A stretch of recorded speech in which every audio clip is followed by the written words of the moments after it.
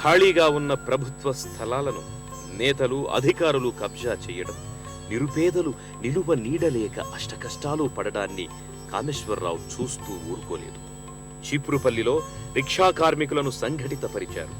పట్టణంలో ఖాళీగా ఉన్న ప్రభుత్వ స్థలాలను రిక్షావాలాలకు పంచాలంటూ 7 ఏళ్ల పాటు సుదీర్ఘ పోరాటం చేశారు. దీనికి ప్రజల మద్దతు లభించింది. ప్రభుత్వం దిగివచ్చి స్థలాల కేటాయింపు జరిపింది. శ్రమదానంతో ఎవరిల్లు వారు నిర్మించుకున్నారు. ఎక్స్ఐఎంబి వాళ్ళు వచ్చి దీన్ని డాక్యుమెంట్ చేసినప్పుడు వాళ్ళు ఒక విషయం చెప్పారు. మొత్తం ఏషియాలోనే రిక్షా కార్మికులకంటూ ఒకే ఒక చోట కాలనీ ఉంది, అది చీపురుపల్లిలోనే ఉంది అని చెప్పి వారు చెప్పడం జరిగింది.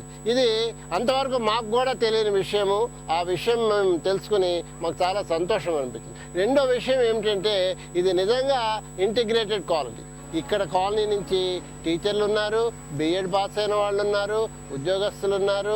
అనేక రకాలుగా ఈ కాలనీ అభివృద్ధి అయ్యి పిల్లల చదువుల కోసము నిరంతరంగా ఈ రిక్షా కార్మికులు ఈరోజు కృషి చేస్తున్నారు. ప్రతి వాళ్ళు డెవలప్ అయ్యారు, అభివృద్ధిలోకి వచ్చారు. ఇది చాలా సంతోషించవలసిన విషయం అని నేను భావిస్తున్నాను.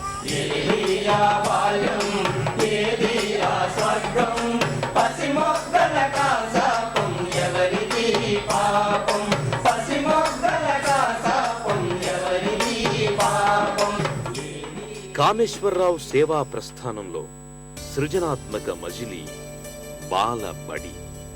సర్కార్ పాఠశాలల్లో చదువుకోవడం అంటే ఒక శిక్ష. ఉపాధ్యాయుణ్ణి చూస్తే భయం. గ్రామీణ ప్రాంతాల్లోని చిన్నారులు చదువులకు దూరం అవడానికి ఇదో ప్రధాన కారణం. దీనికి ప్రత్యామ్నాయంగా ఆయన సృష్టించిన నూతన విద్యా విధానమే బాలబడి. ప్రపంచ విద్యా విధానాలన్నింటినీ పరిశోధించి రూపొందించిన పద్ధతి ఇది. 1980లో ఆరంభించిన బాలబడుల్లో కామేశ్వరరావు 3 ఏళ్లు స్వయంగా పాఠాలు చెప్పారు.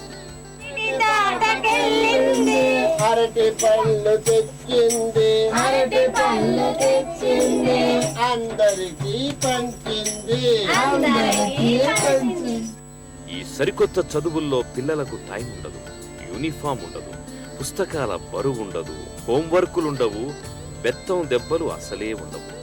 ప్రకృతి నీడలో ప్రేమగా పాఠాలు చెప్తారు, దగ్గరుండి ఆటలాడిస్తారు.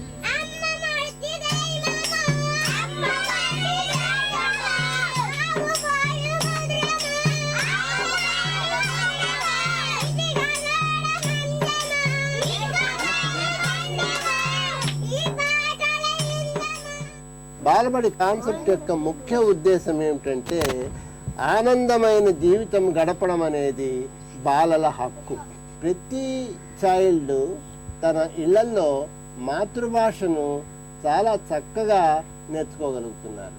వాళ్ళు కాన్వెంట్స్కి వెళ్లకుండా, ట్యూషన్లకు వెళ్లకుండా, బడులకు వెళ్లకుండా మాతృభాషను నేర్చుకునే పరిస్థితి మనమందరము చూస్తూనే ఉన్నాము.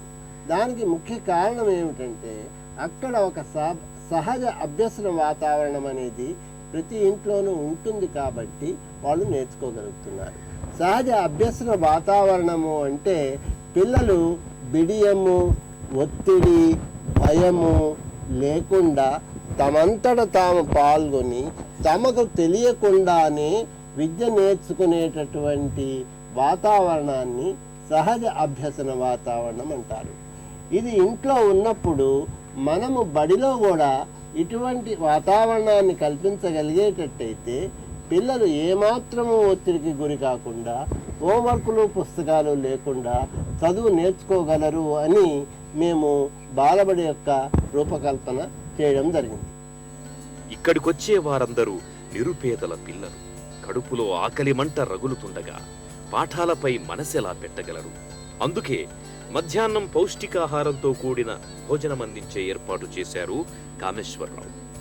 23 బాలబడుల్లో ఎందరో పేద విద్యార్థులు చదువుకునేలా చూడడంలో ఆయన చూపిన అనురక్తి అనితర సాధ్యం. బాలబడి భావనకు ఏ స్థాయి ఆదరణ లభించిందంటే రాష్ట్రంలోని 80,000 అంగన్వాడీ కేంద్రాల్లో ఆ విధానాన్ని అమలు చేస్తున్నారు. ఇందిరా క్రాంతి పథం ఆధ్వర్యంలో నడిచే 2,000కు పైగా పాఠశాలల్లోనూ ఈ బోధనకే ఓటు వేయడం జరిగింది. ప్రస్తుతం అంగన్వాడీ టీచర్లకు శిక్షణను అందించే బృహత్ కార్యక్రమాన్ని కామేశ్వరరావు నిర్వహిస్తున్నారు.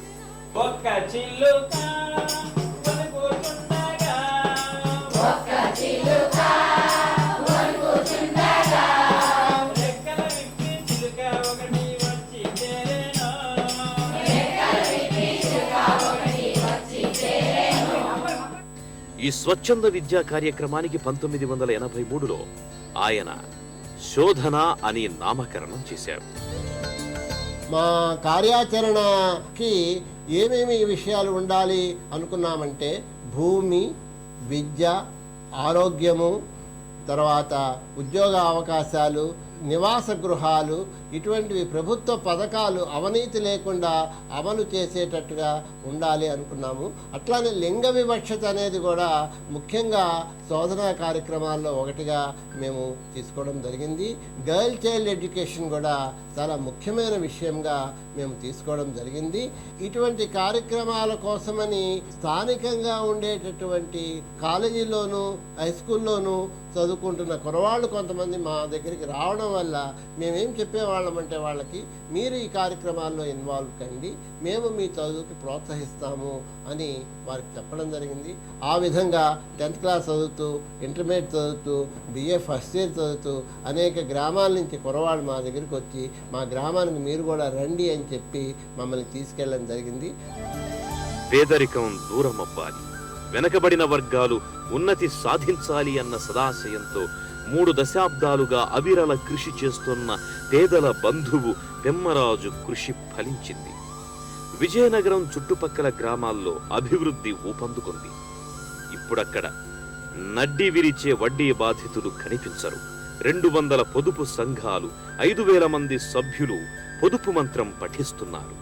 తక్కువ వడ్డీకి అందుకున్న రుణాలతో సరికొత్త ఉపాధి మార్గాల్లో ఆర్జనతో ఆత్మవిశ్వాసం ప్రకటిస్తున్నారు.